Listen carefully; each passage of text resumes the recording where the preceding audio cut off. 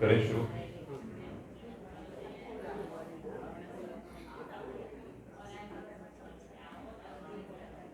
चलिए सावधान।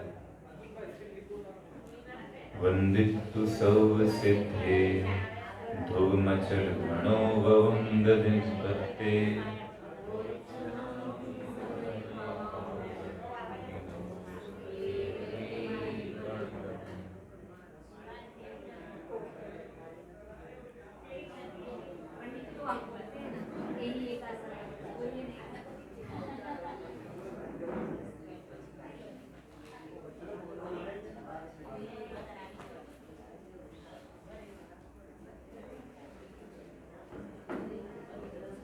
नहीं ठीक है।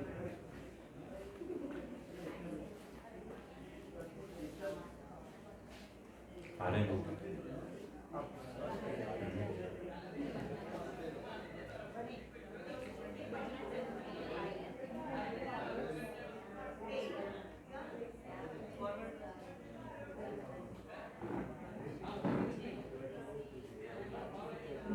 देखो कि आप आ रहे हो तो बुलाओ, तो ये गेट लगा लो जिससे आवाज़ नहीं है ना अंदर, तो ये गेट बंद करके।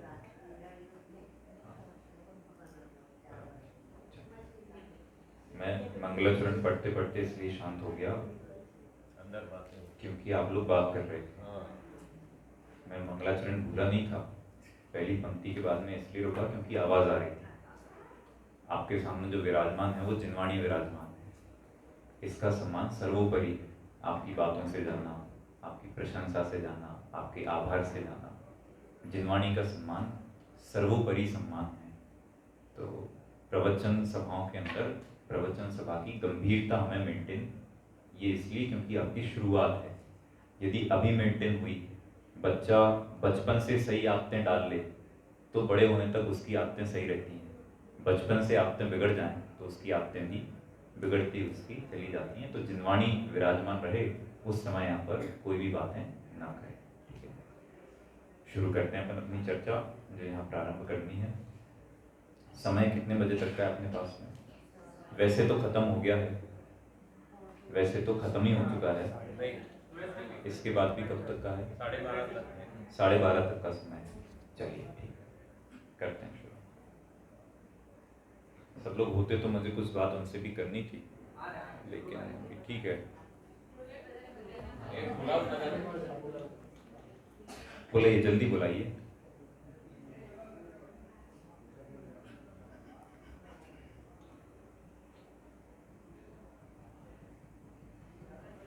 क्या गलती बच्चों की नहीं है?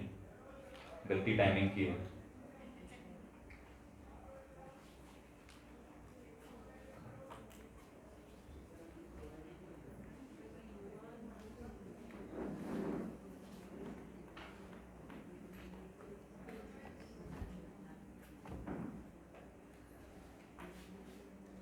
चलिए अपनी शुरुआत करते हैं। कुछ बातें जो मुझे कहनी मैं आखिरी में सेशन में सबके साथ में यहाँ पर करूँगा। एक कल बहुत अच्छे प्रश्न आप लोगों के यहाँ भी रहे, यहाँ के बाद भी रहे, तो मुझे वो प्रैक्टिकलिटी का आप लोगों की थोड़ी सी ख्याल में आई कि परेशानी एक्चुअल में क्या है, समस्या एक्चुअल में क्या है। एक और बहुत बड़ी समस्या है हम सभी के साथ में, सभी यंगस्टर्स के साथ में, बूढ़े लोगों के साथ में, बच्चों के साथ में, सबके साथ में एक बहुत बड़ी समस्या है, और वो समस्या है वाई मी। सबसे बड़ी समस्या है वाई मी। मेरे साथ ही ऐसा क्यों, मेरे साथ ही ये क्यों होता है, हर बार मैं ही क्यों इसमें फंस जाता हूँ, हर बार मेरे ऊपर ही आरोप क्यों आ जाते हैं। मैं कुछ भी काम करने बैठता हूँ तो मेरा काम ठीक से क्यों नहीं हो पाता है। मैं कुछ भी काम करता हूँ, काम तुरंत बिगड़ जाता है। क्लास में इतने सारे लोग होते हैं लेकिन अन्याय मेरे साथ में ही किया जाता है। तो एक बहुत बड़ा क्वेश्चन है वाई मी। इसी क्वेश्चन के साथ में एक और क्वेश्चन लिंक होता है, why good things happen to bad people and bad thing happens to good people. ये भी एक बहुत बड़ी दिक्कत है कि हम चारों तरफ देखते हैं, जो जितना अच्छा है उसके साथ में उतना ही गलत होता हुआ दिखाई देता है, और जो जितना बुरा है, जो जितना गंदा है, उसके साथ में चीजें उतनी ही अच्छी होती दिखाई दे रही हैं। तो ये दो प्रश्न बहुत ही ज्यादा सोचने लायक हैं, कंसर्निंग बहुत ज्यादा क्वेश्चन है। एक क्वेश्चन वाई मी, और दूसरा question why good thing happens to bad people and bad thing happens to good people. ये बहुत बड़ी हमारी समस्याएं हैं। दोनों समस्याओं के बारे में हमें थोड़ा सा बैठ करके शांति से सोचना पड़ेगा। वाई मी की समस्या इतनी बड़ी है कि यदि किसी के पीछे वाई मी पड़ जाए तो घर में भी उसके पीछे पड़ा रहता है। दो भाइयों के पीछे, दो बहनों में मैं ही क्यों हर बार, स्कूल में चला जाए तो पूरे के पूरे क्लास में उसके पीछे पड़ जाता है, इतने सारे बच्चों के बीच में मैं ही क्यों। जॉब हो जाए तो जॉब में पूरे के पूरे कॉर्पोरेट ऑफिस में आपके पीछे बॉस पड़ जाता है। शादी हो जाए तो ना जाने सास आपके पीछे पड़ जाती है। कोई ना कोई चीजें आपके पीछे घूमती रहती हैं। आपके मन में हमेशा एक बहुत चिड़चिड़े होकर के प्रश्न खड़ा होता है, हर बार ये सब कुछ मेरे साथ में ही क्यों। ये एक बहुत बड़ा हमारा प्रश्न है। इसी के साथ में एक प्रश्न है कि जहां देखते हैं वहां जो जितना बुरा काम करता है उसको उतनी अच्छी चीजें मिल जाती हैं। आप देखिए, जितने बड़े इंडस्ट्रियलिस्ट हैं, जितने बड़े पॉलिटिशियंस हैं, इनके क्राइम भी उतने बड़े हैं, इनके काम भी उतने गंदे हैं, लेकिन इसके बाद भी पैसा इनके पास में सबसे ज्यादा आता है, मनी इनके पास में सबसे ज्यादा आती है, फेमस ये लोग सबसे ज्यादा होते हैं। तो बुरे लोगों के साथ में अच्छा क्यों हो रहा है? और जो जितना सीधा होगा, जो जितना सज्जन होगा, जिसकी प्रवृत्ति जितनी सरल होगी, उसके साथ में उतना ही अधिक गड़बड़ मामला होता है। ये देख करके आ रहे हैं अपन लोग, शुरू से बचपन से देख रहे हैं, आज भी देखते हैं। आपकी क्लास में, आपके ऑफिस में जो सबसे सीधा व्यक्ति होगा वो सबसे आना ठगाया जाता है। मार्केट में जो सीधा व्यक्ति होता है उसको हर कोई पागल बना देता है। तो अच्छे लोगों के साथ में बुरी चीजें क्यों हो रही हैं और बुरे लोगों के साथ में अच्छी चीजें क्यों हो रही हैं? ये कुछ बहुत समझिए कि कंटेम्प्रेरी क्वेश्चंस भी हैं, कंसर्निंग क्वेश्चंस भी हैं, सोचने लायक प्रश्न भी हैं। इनके उत्तर हमें कहाँ जा करके मिलेंगे? ये हमारे प्रश्नों का समाधान कैसे होगा, कहाँ जा करके होगा, उस पर अपन आज थोड़ी सी यहाँ पर चर्चा करेंगे। रिद्धि की कोई चर्चा अभी यहाँ पर नहीं हो रही है। मुझे कल दोपहर से आपकी शक्ल देख करके समझ में आया था, तो अपन ने कल सुबह आपकी शक्ल देख के समझ आता, तो अपन ने विषय को थोड़ा सा स्विच कल दोपहर से किया था। अभी भी अपन प्रैक्टिकल चीज़ों पर ही, प्रैक्टिकल एस्पेक्ट पर ही बहुत चर्चा करेंगे। तो क्वेश्चन अपने दो खड़े हुए, एक वाई मी, दूसरा why good thing happens to bad people, why bad thing happens to good people. ये दो प्रश्न अपने खड़े हुए। इनका उत्तर जैन दर्शन में बहुत ज्यादा व्यवस्थित तरीके से दिया गया है, बहुत ही व्यवस्थित तरीके से दिया गया है, और वो आंसर है कर्म फिलॉसफी। क्या आंसर है अपना? कर्म फिलॉसफी। नाम कर्म फिलॉसफी का सुनते तो ऐसा लगता है पता नहीं कौन सी बड़ी बड़ी चीजें आपके सामने ला करके रख दी जाएंगी, लेकिन बहुत ही प्रैक्टिकल, बहुत ही सरल आंसर्स हैं जिसके पीछे जो मैं आपको बताना चाह रहा हूँ। एक उदाहरण से अपन इस बात को थोड़ी सी शुरुआत करते हैं कि कर्म फिलॉसफी कैसी होती है। और कमाल की बात यह है कि आपके जो कंप्यूटर हमने तैयार किए हैं उन कंप्यूटर्स में वायरस आ जाते हैं। वायरस आने के कारण से अपने कंप्यूटर खराब हो जाते हैं, अपना सिस्टम हैक हो जाता है, अपने कैलकुलेशंस बिगड़ जाते हैं, अपनी कोडिंग के अंदर कुछ ना कुछ गड़बड़ होने लगती है। लेकिन कर्मों का कंप्यूटर इतना ज़्यादा सुव्यवस्थित कंप्यूटर है, इतना ऑर्गेनाइज्ड कंप्यूटर है कि इसमें अनादिकाल से लेकर के आज तक कभी कोई वायरस एंटर हो ही नहीं पाया। यदि इसमें कोई वायरस एंटर हो सकता है तो वह है शुद्धात्मा का वायरस। एक बार शुद्धात्मा का वायरस कर्मों के कंप्यूटर में एंटर हो बस जाए, उसके बाद में पूरे के पूरे सिस्टम को खराब करके छोड़ेगा। लेकिन वायरस यहाँ कौन है? शुद्धात्मा। और कंप्यूटर कौन है? कर्म। जब तक शुद्धात्मा का वायरस नहीं घुसेगा तब तक आपके कर्मों के कंप्यूटर में कहीं से कहीं तक कोई बदलाव होने वाला नहीं है। एक व्यक्ति था, मान लीजिए हम में से कोई एक था, और ऐसे ही चिंतामणि के आसपास जो खेत बने हुए हैं, तो अपन घूमने निकल जाते हैं भोजन के बाद में। तो घूमने को अपन निकले तो मेरी नज़र है, किसी और की नज़र एक आम के पेड़ पर पड़ी। मैंने आंखों से देखा कि एक आम का पेड़ है। तो आम का पेड़ देखते क्या ख्याल में आया? अब आम का पेड़ देख आया तो आम। तो हम यहाँ से चल करके खेत के अंदर गए। पहले आसपास देखा, कोई था नहीं, क्योंकि मालिक होता तो अपन नहीं घुसते, तो कोई तो था नहीं। तो अपन ने पहले आम देखा, फिर अपन चल करके खेत में चले गए। अब खेत के पास में पहुंचे तो आम तोड़ना था, तो अपन ने अपना हाथ ऊंचा किया, पेड़ के ऊपर चढ़े और ऊपर से आम तोड़ लिया। जितने में आपने आम तोड़ा उतने में मालिक ने आपको देख लिया, उतने में माली जो था वो वहां पर आ गया। तो आपने पहले आम देखा, फिर आप चल करके खेत में गए, फिर आपने हाथ से आम तोड़ा, और आम तोड़ते माली ने आपको देख लिया। वो वहां से भागता भागता आया और उसके हाथ में डंडा था, उसने जोर से आपकी पीठ के अंदर डंडा मारा। तो आपकी पीठ में से आवाज निकली, बहुत जोर से लग गई साहब, बहुत जोर से लग गई, बहुत जोर से लग गई। फिर आंसू कहां से आए? देखा किसने था? देखा आंख ने, चल करके पैर गए, तोड़ा हाथ ने, डंडा पीठ पर पड़ा, लेकिन उसके बाद में आंसू वापस कहां से निकले? ये कर्म फिलॉसफी है, ये कर्म की साइकिल है। जहां से मामला शुरू हुआ है वहीं जाकर के आपका मामला पूरी ईमानदारी पर खत्म होगा। उस पूरे के पूरे दृश्य में सबसे पहला दोष किसने किया? सबसे पहली गड़बड़ किसने की? फॉल्ट किसने किया? आंख ने। बाद में जाकर के रोया कौन? बाद में जाकर के कौन रोया? आंख जाकर के रोई। बस ये कर्म फिलॉसफी है। आपका जो क्वेश्चन है कि वाई मी, तो इसके पीछे हम ही इसके रूट कॉज खुद बने हुए, हम ही इसके रूट कॉज सामने से आकर के प्रस्तुत हो जाते हैं। बहुत बड़ी दुविधा है। कर्म फिलॉसफी के साथ में एक बहुत बड़ा संकट ये है कि कर्म सिद्धांत पढ़ लेने के बाद भी, कर्मों के बारे में जान लेने के बाद भी, जब लौकिक दुनिया की धरती पर उतरते हैं और कोई आपको सामने से कुछ लोभ देता है, कोई आपको सामने से कोई बड़ा पैकेज देता है, तो ना जाने पूरे के पूरे कर्म का सिद्धांत अपने दिमाग में से गायब हो जाता है और अपने सामने तुरंत एक टेम्पटेशन आकर के खड़ा हो जाता है कि नहीं, इसको ग्रैब कर लेते हैं, इसको अपन आकर के पकड़ लेते हैं। लेकिन याद रखना पड़ेगा, यदि आंखों ने आम को देखा है तो डंडा पड़ने के बाद में रोने वाली भी आंखें ही हैं, उसके अलावा और कोई नहीं है। अब बुरे लोगों के साथ में अच्छी चीजें क्यों हो रही हैं और अच्छे लोगों के साथ में बुरी चीजें क्यों हो रही हैं, ये भी बहुत बड़ा क्वेश्चन है। जितने अच्छे लोग होते हैं उनको हर कोई ठग लेता है, उनको नेता ठग लेते हैं, उनको अधिकारी ठग लेते हैं, घर में कोई सीधा व्यक्ति हो तो घर वाले उसे ठग लेते हैं, बाजार में जाता है तो सब्जी वाले उसे ठग लेते हैं। जितना सीधा व्यक्ति होगा उतना ज्यादा ठगा जाता है, और जितना टेढ़ा व्यक्ति होता है, जितना चतुर, जितना शातिर व्यक्ति होता है, वो उतना अमीर होता हुआ दिखाई दे रहा है।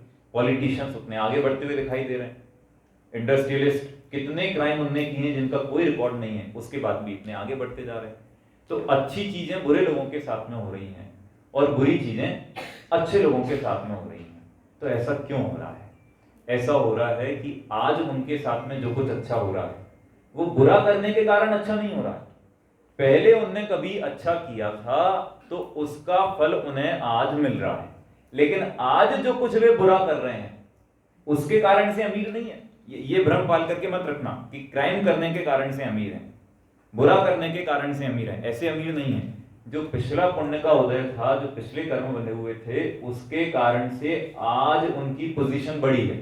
लेकिन आज जितने गड़बड़ काम वो कर रहे हैं उसके कारण से आगे जाकर के उनकी पोजीशन जो है वो बिगड़ने ही वाली है, गड़बड़ होने वाली है।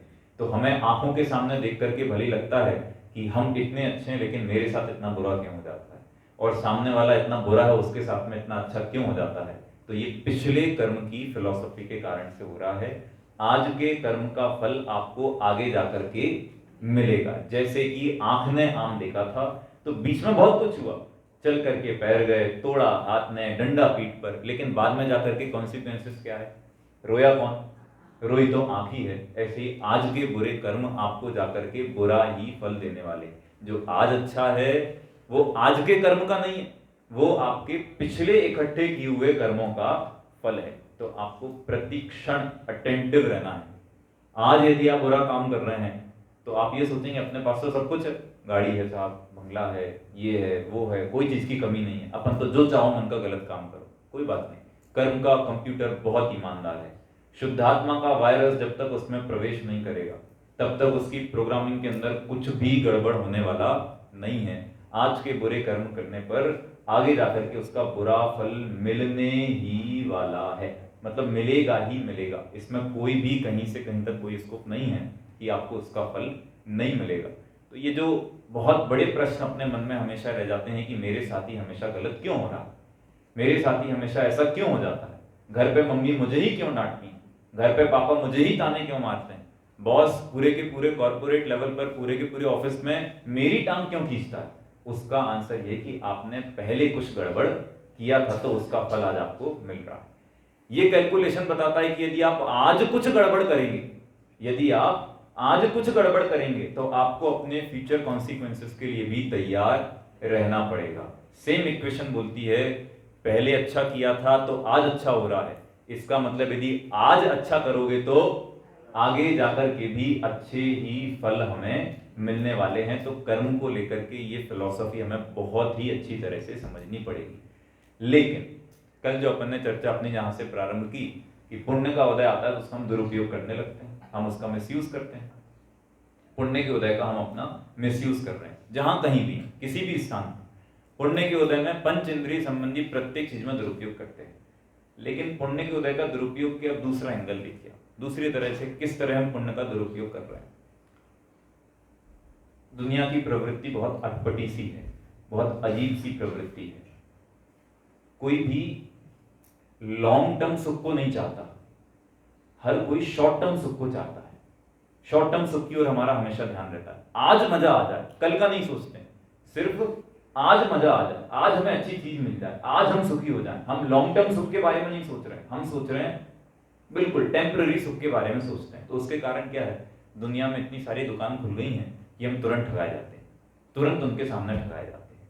जैसे मैंने आपसे कहा था, एक जिन देव मुझसे तू ना रूठो चाहिए, हे जिनेंद्र देव मुझसे केवल आप नहीं रूठने चाहिए। लेकिन देखो क्या गजब की दुकान खुली है। पुण्य के दुरुपयोग, अपने स्वयं के जैनियों के पुण्य के दुरुपयोग देखिए। हमने देखा बाहर की समाज के अंदर बहुत अच्छी व्यवस्थाएं हैं। किसी भगवान के पास जाते हैं, उनको एक नारियल चढ़ाते हैं और नारियल चढ़ाते ही वहां से एक तथास्तु निकलता है और अपनी पूरी की पूरी इच्छाएं हो जाती हैं।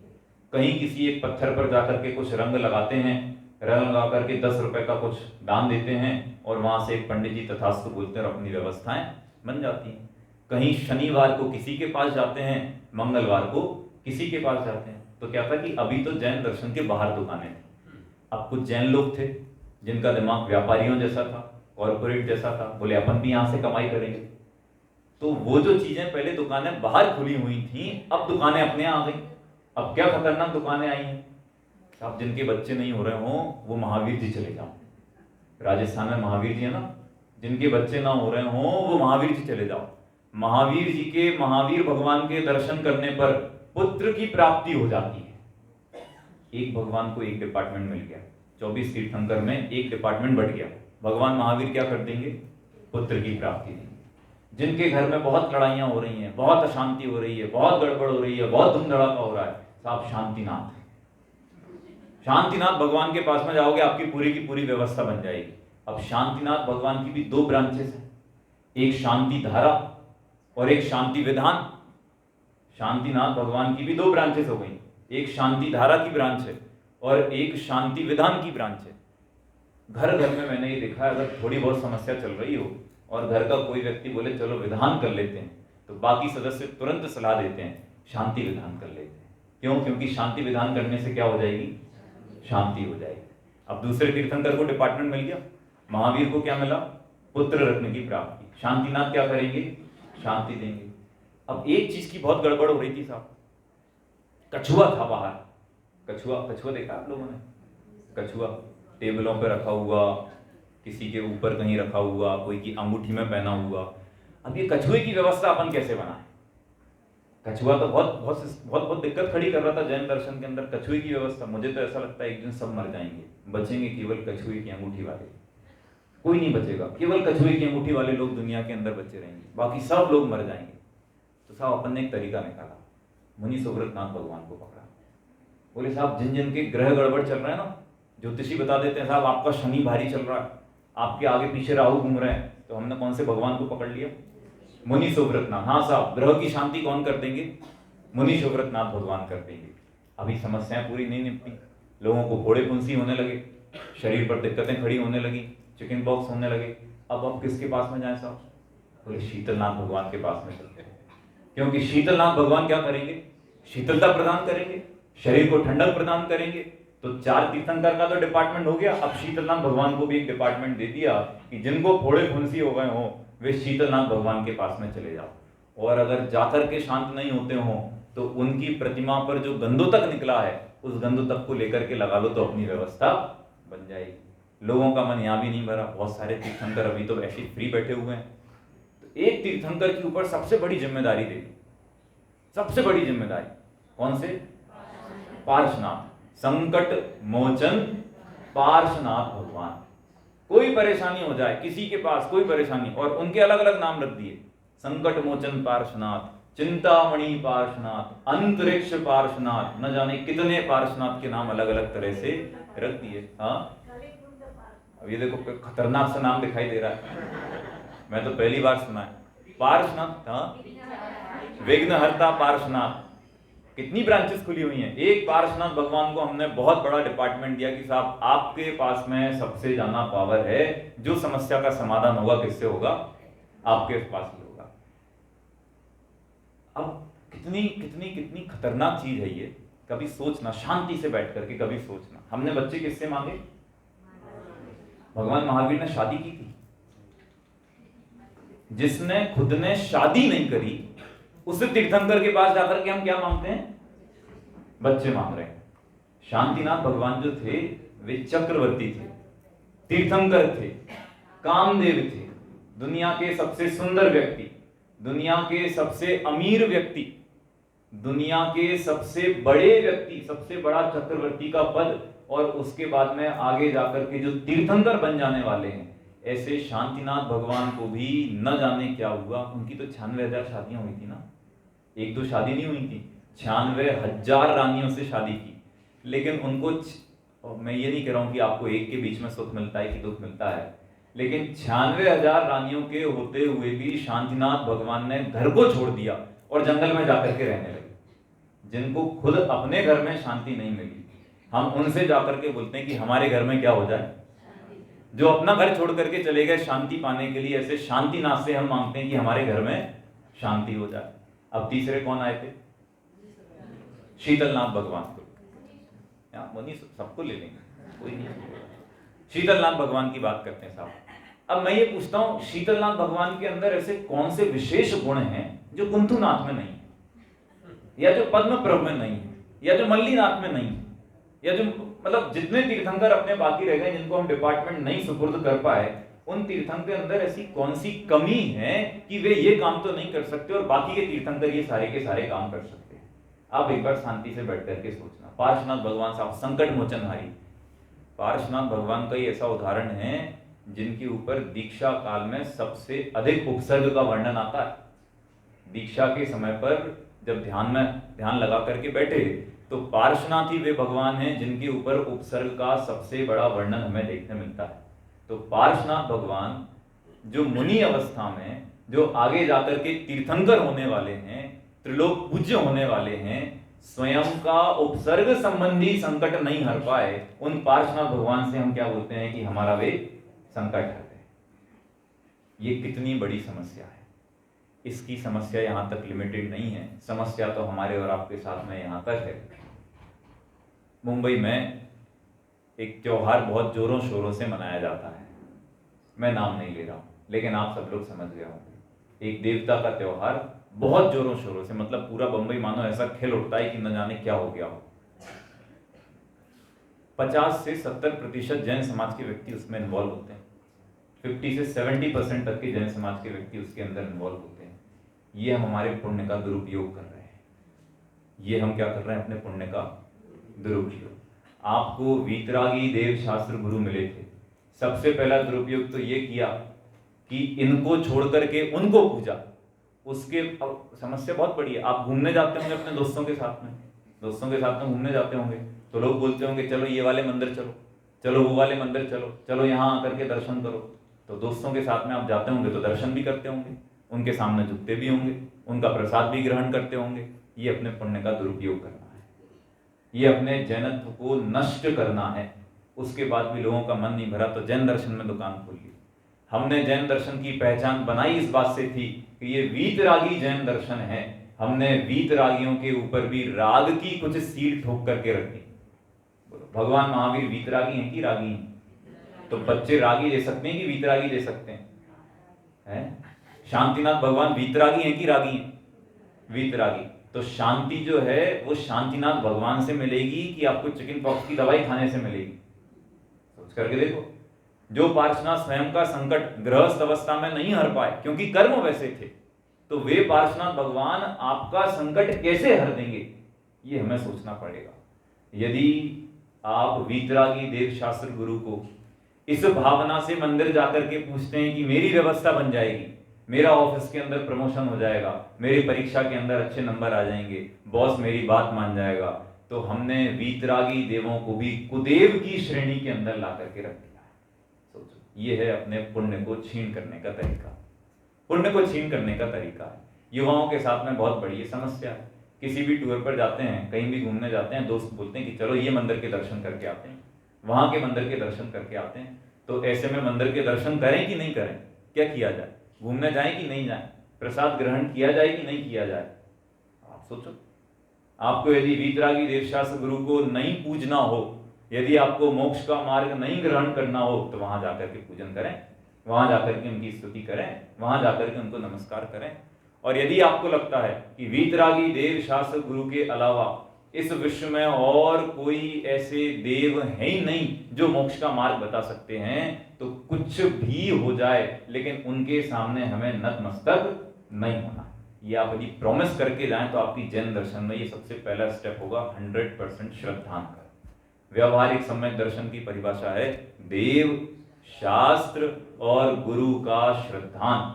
यदि देव, शास्त्र, गुरु का आपको अटूट और अटल श्रद्धान है तो आप सप्त तत्व के श्रद्धान की ओर आगे बढ़ सकते हैं। लेकिन यदि देव, शास्त्र, गुरु का ही श्रद्धान नहीं है, यहां जाकर के आपका मन तुरंत विचलित हो जाता है, वहां जाकर के आपका मन तुरंत विचलित हो जाता है, तो अपन उस श्रृंखला में, मोक्ष मार्ग की श्रृंखला में आगे बढ़ने लायक नहीं है। अभी सौरभ जी बोल रहे थे कौन सी डिग्री इस दुनिया में सबसे अच्छी है, तो सबने क्या नाम ले दिया, शास्त्री की डिग्री इस दुनिया में सबसे अच्छी है। मैं कुछ ऐसी महिमा और ऊपर नीचे नहीं कर रहा हूं, क्योंकि चलो शास्त्री की डिग्री तो अभी 50 साल पहले शुरू हुई ना, इसके पहले तो शास्त्री की डिग्रियां नहीं थी। लेकिन एक बार मैंने पूछा पंडित अरुण जी बंड से कि शास्त्री क्यों करें, आपको क्यों लगता है कि शास्त्री करना चाहिए। उन्होंने एक पंक्ति में मुझे उत्तर दिया, सिर्फ एक पंक्ति में, शास्त्री वो डिग्री है जिसके गर्भ में मोक्ष मार्ग पलता है। शास्त्री कौन सी डिग्री है, जिसके गर्भ में मोक्ष मार्ग पलता है। जिन्हें मोक्ष जाना हो वे शास्त्री करें। शास्त्री करने का मतलब जयपुर जाकर के शास्त्री करना ही नहीं है। शास्त्री करने का मतलब है कि जिनेंद्र देव उनकी वाणी के अनुसार आचार्यों द्वारा लिखे गए शास्त्र, उनके अध्ययन करने का नाम शास्त्री है। बोले साहब हम तो सीए बन गए, हम तो इंजीनियर बन गए, अब शास्त्री कैसे करेंगे। नहीं, आप यदि रोज पाठशाला आएंगे तो आप शास्त्री कर रहे हैं, आप यदि रोज स्वाध्याय कर रहे हैं तो आप शास्त्री कर रहे हैं। अश्विन भाई तो शास्त्री नहीं है ना, मतलब ऐसे नहीं है। बाकी मैंने इनसे पूछा तो उन्होंने बोला मैंने पूरा का पूरा कोर्स घर बैठ करके पढ़ा हुआ, तो ये तो शास्त्री है हुए ना। हम और आप भी शास्त्री हो सकते हैं। शास्त्री का मतलब कोई उपाधि नहीं है, कोई डिग्री नहीं है। आचार्य कुंद कुंद की उंगली पकड़ के चलने का नाम शास्त्री करना है। नेमीचंद सिद्धांत चक्रवर्ती के चरणों में बैठ करके पूछना कि साहब कर्म सिद्धांत क्या है, इसका नाम शास्त्री करना है। कुछ उपन्यास पढ़ करके जैन दर्शन की शिक्षा लेने का नाम शास्त्री करना है। वो अवसर अपने पास में है, लेकिन यदि नहीं किया तो इसका मतलब है हम अपने अनुकूल समस्त सामग्रियों का दुरुपयोग कर रहे हैं। अब इसमें एक बहुत बड़ी समस्या ये है, कल जो अपन ने एक मुद्दा उठाया था कि कर्तावाद का बोझ अपने माथे पर बहुत ज्यादा चढ़ा हुआ है। एडवर्टीजमेंट की बात अपनी कल आई थी, तो एडवर्टीजमेंट में पुरुषों का तो बहुत ज्यादा घाटा हुआ।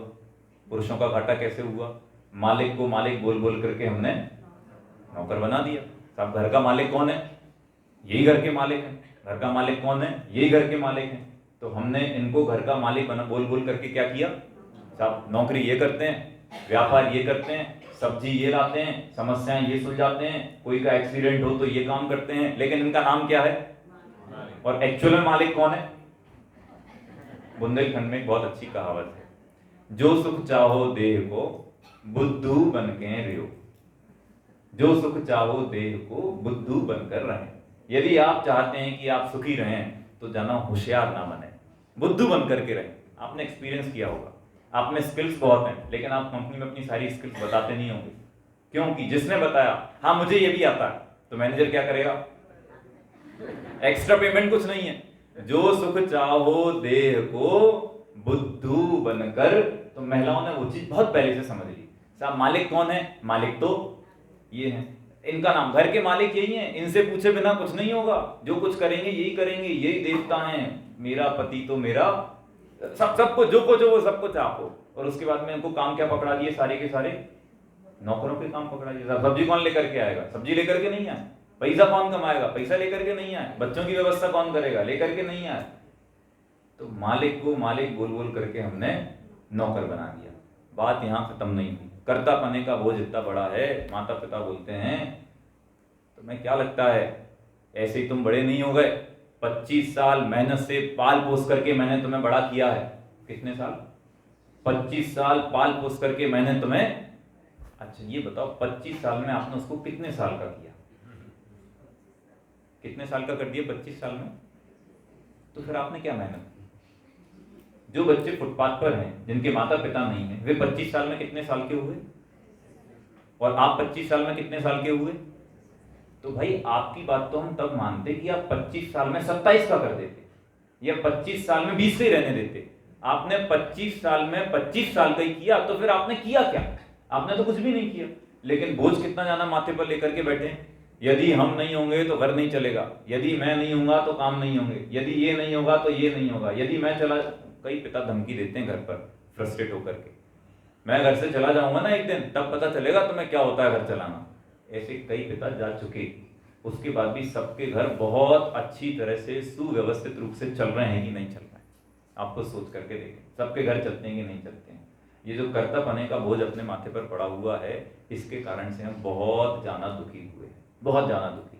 स्वयं पे कर्तापन ले रखा है, जो काम अपने दम पे नहीं हुआ तो इनके ऊपर आकर के रख दिया कि साहब हमसे तो नहीं बनता, तो अब कौन बनाएगा? कि आप आकर के बनाएंगे। मनुष्य बहुत चतुर प्राणी है, अच्छे काम की जिम्मेदारी तो ले लेता है, लेकिन घर पे कोई गड़बड़ काम होता है तो बोलता है मैं क्या करूं, तो तुरंत बोलता है ये तो साहब इनके कारण से हो गया, ये तो ऐसा करने के कारण से हो गया। लेकिन जितने अच्छे काम होते हैं क्या बोलता है, अरे आपको पता नहीं है मैंने उस टाइम पे ऐसा किया था तो ऐसा हो गया। अच्छे काम की पूरी जिम्मेदारी ह्यूमन अपने सर पर ले लेता है, लेकिन बुरे काम की जिम्मेदारी अपने सर पर नहीं लेना चाहता है। इस कारण से हम पूरी की पूरी अपनी व्यवस्था को बिगाड़ करके रखे हुए हैं, पूरी की पूरी व्यवस्था हमारी इस कारण से बिगड़ रही है। और 2-3 प्रश्न जो आपके कल आए और बहुत ज्यादा कंटेम्प्रेरी हैं। एक बहुत अच्छा प्रश्न यहाँ पर कल बाहर पूछा, समय नहीं था तो उतनी चर्चा नहीं हुई। जिस समय पूछा मैं भूल गया हूँ, चेहरा हो सकता है याद हो, लेकिन नाम तो मैंने पूछा ही नहीं था। प्रश्न ऐसा था कि हम ऑफिस के अंदर रहते हैं तो किसी का प्रमोशन देखते हैं, इंस्टाग्राम खोलते हैं तो उस पर किसी का प्रमोशन देखते हैं, उनकी संपत्ति देखते हैं। प्रमोशन और संपत्ति देख करके हमें लगता है कि हम कहाँ पड़े हुए हैं। फ्रेंड सर्कल के अंदर जाते हैं, उनको देखते हैं तो उनके पास में साहब इतनी बड़ी गाड़ी, उनका पैकेज इतना बड़ा है, तो पैकेज देख करके तुरंत लगता था अपन को भी बड़ा पैकेज पकड़ लेना चाहिए, अपन को भी बहुत आगे बढ़ जाना चाहिए। तो ऐसी परिस्थिति के अंदर अपने आप को कंट्रोल कैसे किया जाए? एक जगजीत सिंह की बहुत अच्छी गजल है, उसमें पूरा इसका उत्तर छिपा हुआ है, पूरा का पूरा इसका उत्तर छिपा हुआ है। कल मैंने उनसे कहा था कि आपको अपनी प्रायोरिटीज जो है वो डिसाइड करनी पड़ेंगी। पीछे शायद आपका प्रश्न था ये, आपको अपनी प्रायोरिटीज डिसाइड करनी पड़ेंगी कि आप अपने जीवन में क्या चाहते हैं। सक्सेस का कोई फुल स्टॉप नहीं है, पैसे का कोई फुल स्टॉप नहीं है, प्रसिद्धि का कोई फुल स्टॉप नहीं है। आप जितना पैसा कमाएंगे आपको अपने से एक बड़ा व्यक्ति दिखाई दे जाएगा। आप जितने आगे प्रमोशन पर बढ़ते हुए चले जाएंगे आपको एक व्यक्ति अपने से आगे कदम रखता हुआ। सांसारिक दुनिया में सफलता का, पैसे का, प्रतिष्ठा का, पद का कोई भी फुल स्टॉप नहीं है। आपको अपना एक फुल स्टॉप बनाना पड़ेगा, आपको अपनी एक प्रायोरिटी डिसाइड करनी पड़ेगी कि आप यहां आकर के रुक जाएंगे। नहीं साहब, लेकिन ये लोग 10 लोग बैठते हैं तो बोलते हैं हमारे पास ये, तुम्हारे पास में क्या, हम तो इतनी इतनी अच्छी पैकेज में रह रहे हैं, तुम्हारे पास में क्या है। वो जगजीत सिंह की गजल है, तुम इतना जो मुस्कुरा रहे हो, क्या गम है जिसको छुपा रहे हो। जगजीत सिंह की गजल है, तुम इतना जो मुस्कुरा रहे हो, क्या गम है जिसको छुपा रहे हो। ये आपके बाकी 9 लोगों के लिए, जो आपका फ्रेंड सर्कल है 10 लोगों का, जो आपको कमेंट करते हैं हमारे पास में ये है, हमारे पास में वो है, अपनी कॉलर खड़ी करते हैं, उनको आप ये गजल सुनाएं, तुम इतना जो मुस्कुरा रहे हो, क्या गम है जिसको छुपा रहे हो। आंखों में नमी, हंसी लबों पर, क्या हाल है क्या बता रहे हो। जिनेंद्र देव की शरण में एक बार कोई व्यक्ति आ जाए, आ बस जाए, उसके पास में पैसा कम हो, पद कम हो, प्रतिष्ठा कम हो, प्रसन्नता सबसे ज्यादा होगी, संतोष उसके पास में सबसे ज्यादा होगा। आप अपनी प्रायोरिटी डिसाइड करेंगे, मुझे मंदिर जाना है साहब, मुझे स्वाध्याय सुनना है, स्वाध्याय में मैंने ये सुना है कि उदय के अनुसार ही सारी की सारी व्यवस्थाएं बनती हैं, उसके अलावा कोई व्यवस्थाएं नहीं बनती। आपका टेम्पटेशन अपने आप रुक जाएगा। आप जो आगे इतना दौड़ करके बढ़ जाना चाहते हैं, आप अपने आप अपना एक फुल स्टॉप लगाएंगे और बाकी लोगों को देख करके कहेंगे तुम इतना जो मुस्कुरा रहे हो, क्या गम है जिसको। क्यों? क्योंकि हमने देखा है जो व्यक्ति जितना अमीर होता है उसके पास में उतनी ज्यादा समस्याएं रहती हैं, जो जितनी बड़ी पोजीशन पर जाता है उसके पास में उतने ज्यादा दुख उसके पास में आकर के बैठ जाते हैं। तो इस चीज को हमें बहुत जल्दी तरह से समझना होगा कि आप अपना एक फुल स्टॉप अवश्य रूप से तैयार करके रखें। मेरे अपने कुछ फुल स्टॉप हैं, जैसे इन सब के तो आपने फुल स्टॉप सुनी लिए, मैं आपको अभी बताऊंगा नहीं कि मेरे क्या फुल स्टॉप हैं, लेकिन सबको अपने अपने फुल स्टॉप तैयार करके रखने पड़ेंगे हर जगह। देखो पैसे को लेकर के बहुत सॉर्टेड चीज़ है। यदि पैसा आना है तो पैसा आकर के रहेगा। पैसा आकर के चक्रवर्ती चक्र रत्न ढूंढने के लिए बाहर नहीं जाता। चक्रवर्ती का उदय होता है तो चक्र रत्न उसकी आयुधशाला में आकर के प्रकट हो जाता है। स्टॉक मार्केट वालों का भी सेम सिस्टम है। यदि आपका स्टॉक बढ़ना है, यदि आपके शेयर बढ़ने हैं, तो एक लेवल तक तो आपने इन्वेस्ट किया, लेकिन उसके बाद में तो आपके स्टॉक ऑटोमेटिकली बढ़ेंगे यदि पुण्य का उदय होगा तो। और नहीं बढ़ने होंगे, पाप का उदय होगा तो आपने कितने इन्वेस्टमेंट किया वो आकर के जीरो पर खड़ा हो जाएगा। पैसा पुण्य के उदय से ही आता है।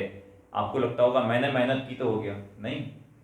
ऐसे लाखों करोड़ों अरबों लोग हैं जो हर रोज मेहनत कर रहे हैं। बोला आपकी फील्ड में ऐसे अनेकों लोग हैं जो मेहनत कर रहे हैं, लेकिन वे सफल नहीं हो पा रहे, वे आगे नहीं बढ़ पा रहे। आपसे होशियार लोग हैं, आपसे ज्यादा पढ़े लिखे लोग हैं, आपसे ज्यादा इंटेलिजेंट हैं, लेकिन इसके बाद सफल क्यों नहीं होते? क्योंकि अभी उनका पुण्य का उदय नहीं आया। जिस क्षण पुण्य का उदय आएगा उस क्षण उनकी व्यवस्था जो है वो पक्के रूप में आकर के बन जाएगी। तो ये आपकी उस समस्या का समाधान था। समय आपके हिसाब से 12:15 तक का जो दिया गया था वो अपना एक तरह से पूरा हो गया है।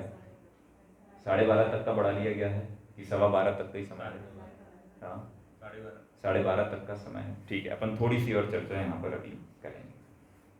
कर्म के बारे में अपन थोड़ी सी चर्चा, जो अपने प्रश्न अपने मूल यहाँ पर खड़े हुए हैं उन्हीं को लेकर के अपन यहाँ अपनी बात को आगे बढ़ाएंगे।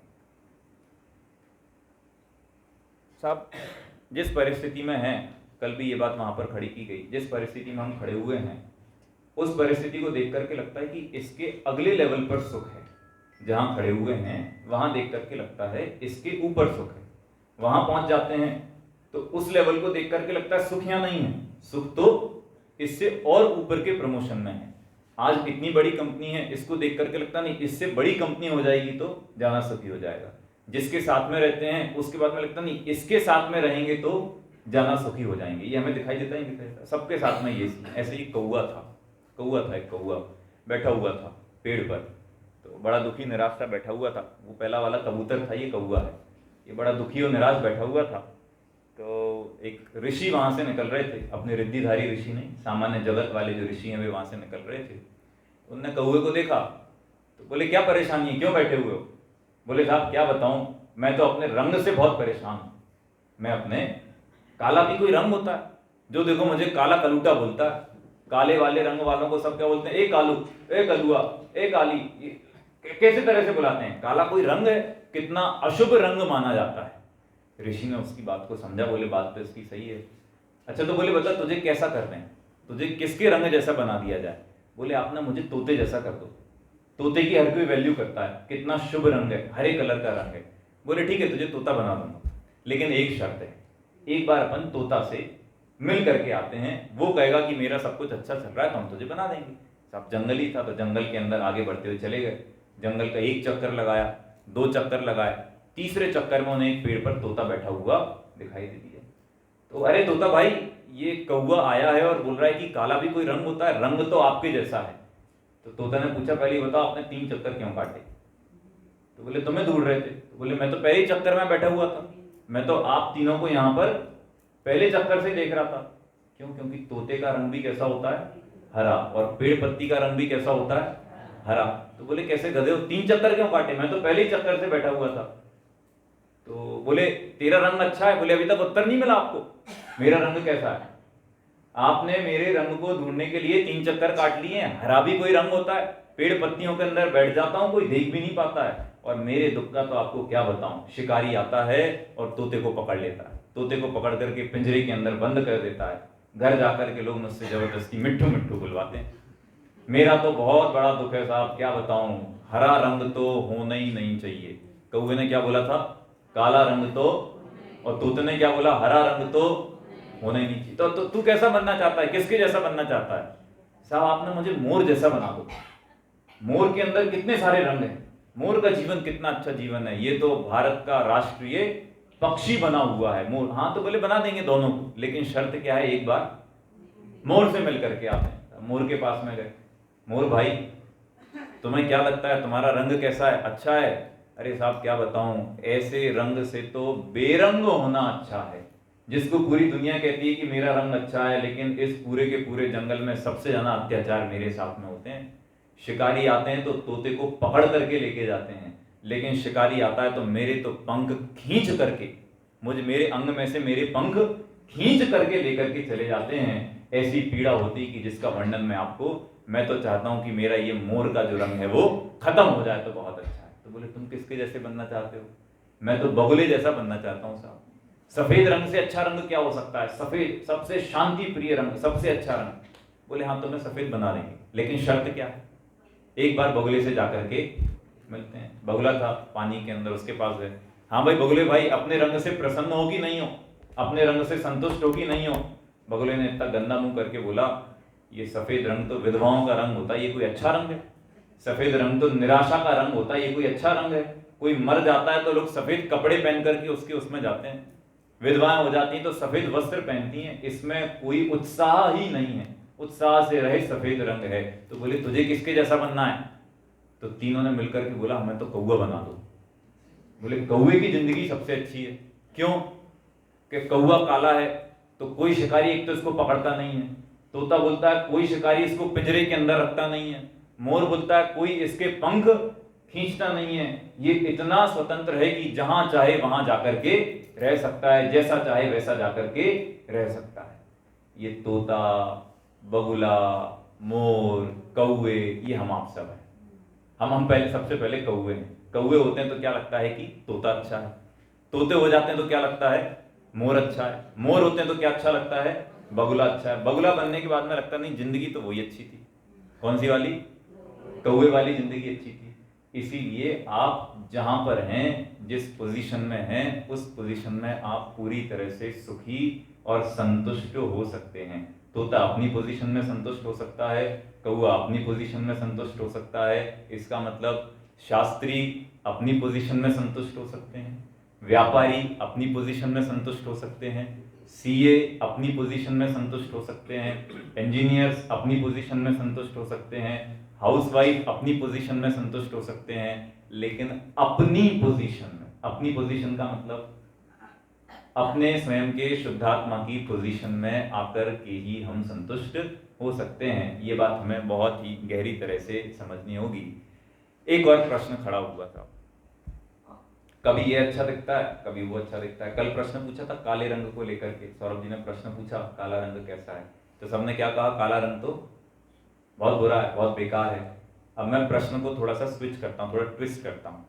प्रश्न वही है, काला रंग अच्छा है कि बुरा है? साहब काला रंग तो बहुत बुरा है। जितने काले लोग होते हैं ब्यूटी प्रोडक्ट यूज करते हैं और क्रीम लगा करके गोरे होते हैं। काला रंग, मैं उत्तर दे रहा हूं आपको, काला रंग हमारी अपेक्षा चेहरे पर हो तो बुरा है और बालों पर हो तो,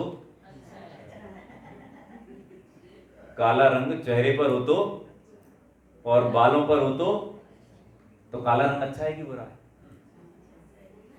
कैसा है काला रंग? अब उत्तर समझ में आ रहा आपको? काला रंग चेहरे पर हो तो बुरा लगता है, और काला रंग, और चेहरा काला हो जाए और बाल सफेद हो जाए तो कितना बुरा लगता है। तो काला रंग अच्छा है बुरा? कि साहब काला रंग तो काला रंग है, काला रंग अच्छा या बुरा नहीं है। काला रंग अच्छा या बुरा नहीं है। काला रंग कैसा है? काला रंग तो काला रंग है। हमने अपनी इमेजिनेशन में एक ऐसी इमेज तैयार की, एक ऐसा फिनोमेना तैयार किया जिसमें हमने बोल दिया कि नहीं साहब काला रंग तो बहुत ज्यादा बुरा होता है और सफेद रंग जो होता है बहुत ज्यादा। लेकिन साहब रंग तो रंग है। ऐसे ही आप जिस परिस्थिति में हैं वो परिस्थिति अच्छी और बुरी नहीं है, वो परिस्थिति तो परिस्थिति है, वो सिचुएशन तो सिचुएशन है। आप जिस जॉब में हैं, जिस सिचुएशन में हैं, वो तो वैसी की वैसी है, वो अच्छी और बुरी नहीं है। अच्छे और बुरे की कल्पना तो हमारी और आपकी खड़ी हुई है। कोई टोडरमल साहब का कथन है चौथे अधिकार के अंत में, इष्ट अनिष्ट की मिथ्या कल्पना, उनका जो प्रकरण है बहुत अच्छा प्रकरण है कि हमने पर पदार्थों में किसी को अच्छा मान के रखा है और किसी को बुरा मान के रखा है। सब वेस्ट जो विष्टा होती है वो अच्छी होती है बुरी होती है? विष्टा जो है वो अच्छी है कि बुरी है? बहुत गंदी होती है, देखने ही नहीं चाहते हम तो। कोई किसी का गोबर आपको दिखाई तो देखना चाहते हो क्या? किसी की गंदगी दिखाई दे तो अपन देखना थोड़ी चाहते हैं। देख आंखें पलट लेते हैं। टोडरमल जी साहब उत्तर देते हैं, देवताओं को विष्ट अनिष्ट है, शुक्र आदि को इष्ट है। सुअर तो उसको खा करके अपना पेट भरता है बुला, जिसको देख करके हमारे चेहरे और मुंह के हाव भाव बिगड़ने लगते हैं, उस विष्टा को खा करके सुअर आदि अपना पेट भरते हैं। सुअर के लिए वो विष्टा बहुत अच्छी है, लेकिन देवादिक के लिए विष्टा बहुत अच्छी है। अभी एक धोबी की बात आई थी। धोबी भगवान के सामने हाथ जोड़ करके प्रार्थना करता है, साहब 1 महीने से मैंने बीज बो करके रखा है। किसान एक प्रार्थना करता है, साहब 1 महीने से बीज बो करके रखा और एक भी दिन पानी नहीं बरसा। यदि कल और पानी नहीं बरसा तो मेरी पूरी की पूरी फसल बेकार हो जाएगी। धोबी, उसका जो पड़ोसी है, किसान का पड़ोसी धोबी है, धोबी के पास में आज 1000 कपड़े धुलने के लिए आए। कितने कपड़े? 1000 कपड़े धुलने के लिए आए। सबसे पहली बार इतना बड़ा लॉट उसके पास में आया। वो हाथ जोड़ करके भगवान से बोलता है, साहब बस कल और पानी नहीं बरसाना, इसके बाद में आपको 1 महीने तक पानी बरसाना हो तो। अब भगवान किसकी सुने? धोबी की सुने कि किसान की सुने? किसकी समस्या का वो समाधान करने बैठेगा? कि साहब यदि भगवान समस्या का समाधान करने बैठ जाए तो पूरी की पूरी व्यवस्था ही बिगड़ जाएगी। सोचो, जब भगवान समस्या का समाधान नहीं कर सकते तो हम आप जैसे लोग क्या समस्याओं का समाधान करेंगे? समस्याओं के समाधान हमारे कर्म के अंदर छिपे हुए हैं। जैसे कर्म अच्छे तो समस्याओं के समाधान, जैसे कर्म बुरे तो हमारी समस्याओं के जितनी ज्यादा काम होंगे उतनी ज्यादा समस्याएं अपने जीवन के अंदर खड़ी होती हुई चली जाएंगी। तो ये पूरा का पूरा सिस्टम कर्म का सिस्टम है, पूरा का पूरा सिस्टम एक सुव्यवस्थित ऑर्गेनाइज व्यवस्था का सिस्टम है।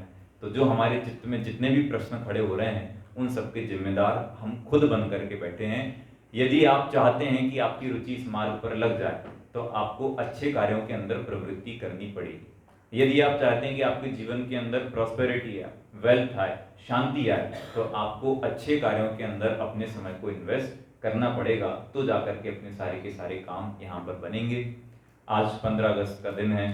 15 अगस्त स्वतंत्रता दिवस के रूप से अपन इसको जानते हैं। हालांकि समय तो अपना पूरा हो चुका है, लेकिन देश की आज़ादी में जैनों का बहुत बड़ा योगदान रहा। बहुत बड़ा योगदान रहा है, और अभी से नहीं, बहुत पुराने समय से। आपको बस एक फैक्ट बताता हूँ। हम इंडिया को भारत कहते हैं, भारत बोलते हैं ना, तो इस देश का नाम भारत क्यों पड़ा? ऋषभ देव के पुत्र थे भरत चक्रवर्ती, और भरत चक्रवर्ती थे सबसे पहले यहाँ के राजा, 6 खंड के सबसे पहले राजा। उनके नाम पर इस देश का नाम भारत पड़ा है। हमारी परंपरा उतनी पुरानी है। साहब उल्लेख कहाँ मिलेंगे? कि जैन ग्रंथों में। नहीं, जैन तो अपनी बात को अच्छा लिखेंगे, और कहाँ मिलेंगे?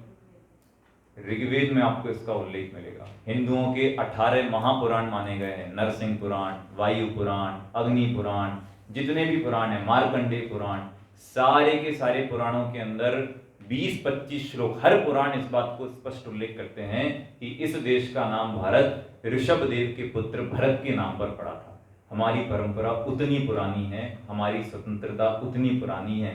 अध्यात्म की दृष्टि से लेकिन हम आज भी बंधन के अंदर बंधे हुए हैं। आज भी हमारा बंधन यहाँ पर आकर के छूटा नहीं है। बंधन छूटेगा जिनेंद्र देव की शरण में आकर के, बंधन छूटेगा जिन दर्शन कर, निज दर्शन करने के बाद ही हमारे बंधन यहाँ पर छूट सकते हैं। इतनी कुछ बातें मुझे अभी आपके साथ में यहाँ करनी थी।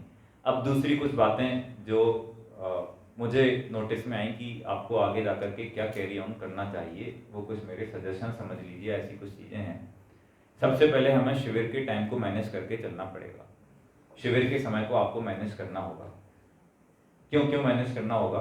ऑब्वियस सी बात है कि यदि आप किसी को भी लगातार 5-6 घंटे बिठा करके रखेंगे तो रुचि खत्म हो जाएगी, तो इंटरेस्ट अपना खत्म हो जाएगा।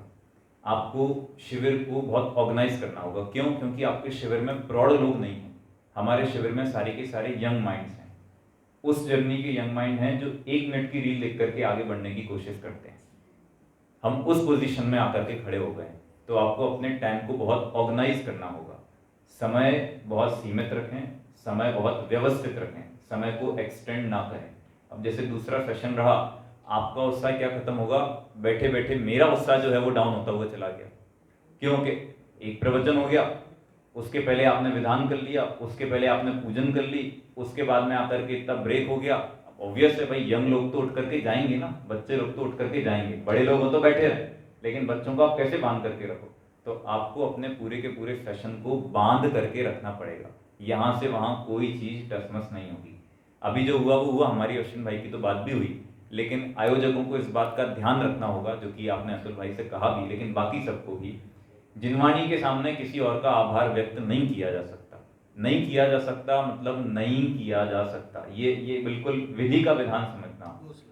किसी का आप आभार प्रदर्शन नहीं कर सकते, किसी को आप माला नहीं पहना सकते। सबसे पहले जिनवाणी की विनय ही हमारे लिए सर्वोच्च है। जिनवाणी यदि उपस्थित है तो इसके सामने और कोई अभी विनय योग्य नहीं है। आप विद्वानों का आभार प्रदर्शन करना चाहते हैं तो मैं तो ये कहूँगा, हमारे आभार प्रदर्शन करने का एक ही तरीका है, जो कुछ बातें आपको यहाँ से बताई गई हैं उन बातों को अपने जीवन में यदि आप लेकर के आ गए तो हमारा आभार प्रदर्शन हो गया। क्योंकि माला, टीका, प्रशंसाएं, ये सब तो हम जहाँ जाते हैं वहाँ मिल जाती हैं, इसकी कोई अपेक्षा थोड़ी है। हमारी अपेक्षा ये कि जिस उद्देश्य से हमने यहाँ आकर के आपको 2-3 दिन दिए हैं, उस तत्व की बात को आप अपने जीवन में लेकर के आए। जितने प्रश्न हम लोगों ने रात में बैठ करके डिस्कस किए, हमने अभी बैठ करके डिस्कस किए, ये यदि आपके जीवन में आ गए तो हमारा आभार प्रदर्शन हो चुका। इसके अलावा और कोई आभार प्रदर्शन की आवश्यकता नहीं है। रात्रि के सेशन को एक सजेशन आई गया है कि हम एक्टिविटी के रूप में स्विच करते हैं। क्यों? कि जब तक ये लोग इस प्रोग्राम में इन्वॉल्व नहीं होंगे, अभी जब तक ये सारे के सारे इस प्रोग्राम में इन्वॉल्व नहीं होंगे, तब तक रुचि अपनी बहुत ज़्यादा डेवलप होने वाली नहीं है। युवाओं के थ्रू, युवाओं के लिए ही एंगेजमेंट हमें बढ़ाना होगा, तो जाकर के अपन इस प्रोग्राम को बहुत अच्छी तरह बनाएंगे। तो आपको कुछ भी नहीं करना है। कल रात में जो क्वेश्चन आंसर सेशन था, आप उसमें एंगेजमेंट था, उसमें आप सबका एंगेजमेंट था। ऐसे कोई क्विज एक्टिविटी अपन रख सकते हैं, उसमें आप सबका एक एंगेजमेंट जो है वो बढ़ जाएगा। पूजन जो सुबह की अपनी हो रही हैं, उन पूजन के अंदर भी हमें पहले निर्देश देने होंगे, हमें सारी की सारी चीज़ें समझानी होंगी। अब वो आपका टाइम है ऑनलाइन ऑफलाइन क्लास पर। अब जो आपकी ऑफलाइन और ऑनलाइन क्लास चलेंगी, इसमें आप विषय पढ़ेंगे 6 द्रव्य, 7 तत्व, पूजन कैसे की जाती है, पूजन के 5 अंग क्या होते हैं, जिनेंद्र देव के गुण क्या क्या कहे गए हैं। इन चीज़ों को आप समझेंगे तो आप अपने आप से बंद करके रह जाएंगे कि भाई अब हमें इस लेवल तक का ज्ञान हो गया है, इसके आगे हमें स्टेप कैरी ऑन करना है। तो ये कुछ मेरे व्यक्तिगत सजेशंस आप लोगों के शिविर के लिए हैं। इस शिविर का मॉडल बेस्ट मॉडल पर आ सकता है, क्योंकि युवाओं को इकट्ठा करना मतलब मेंढकों को इकट्ठा करने जैसा काम है। मेंढक इकट्ठे करने जैसा काम है, युवाओं को इकट्ठा करना बहुत कठिन काम है। बूढ़े लोग को तो इकट्ठा किया जा सकता है, फ्री बैठे हुए हैं। युवाओं को इकट्ठा करना मतलब मेंढक इकट्ठे करने जैसा काम है।